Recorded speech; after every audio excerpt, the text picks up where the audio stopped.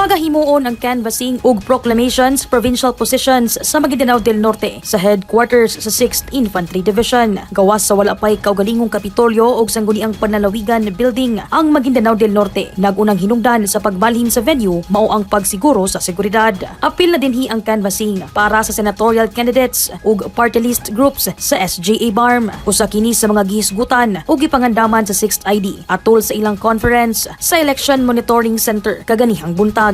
Di nagunang hisgutanan ang mga nahitabong kasamok ug pagkalangan sa proseso sa pagbotar sa pipila ka munisipalidad sa Maguindanao. We will maximize yung ating patience. We have to demonstrate yung ating kasundaluan. We have to demonstrate yung ating utmost professionalism. We have to maintain our composure and hold our ground without inflicting harm sa ating mga botante o kahit sa civilian. Sa kinatibukan, gisiguro sa kasundaluhan sa 6th ID ang hugot nga pagpantay sa lugar. Dai za Libong, Newsline Philippines, Province of Cotabato. Stay safe!